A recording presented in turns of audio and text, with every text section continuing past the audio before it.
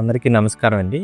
నేను మీ doctor Harish, gastroenterologist, Proddatur Nagalakshmi specialty hospital. నిన్న ఒక పేషెంట్ ఆయాస్ పడుతూ వచ్చారు, గ్యాస్ ట్రబుల్ అంటున్నారు. కానీ అది కొంచెం హార్ట్ ఫెయిల్యూర్‌లా ఉంది పేషెంట్.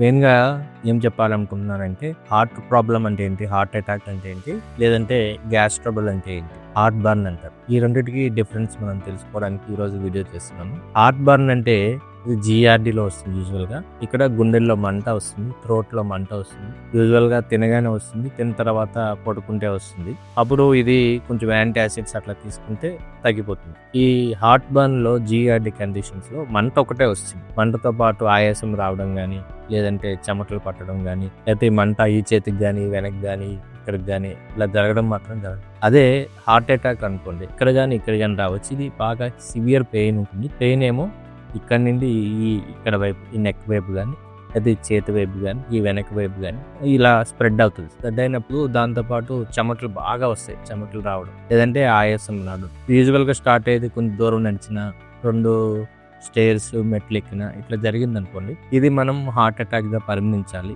దీన్ని మనం గ్యాస్ ట్రబుల్ అనుకొని ఇంట్లో ఉండకూడదు. ఎందుకంటే హార్ట్ అటాక్ అనేది యూజువల్గా ఎమర్జెన్సీ. దానికి తగిన ట్రీట్మెంట్ లైక్ నైట్రోగ్లిజరిన్ టాబ్లెట్స్ అట్లా వేసుకుంటే వెంటనే రిలీఫ్ వస్తుంది. అదే గ్యాస్ ట్రబుల్ అయితే కొంచెం యాంటాసిడ్ ఇంట్లో అవైలబుల్ ఉంటే తీసేసుకుంటే సరిపోతుంది.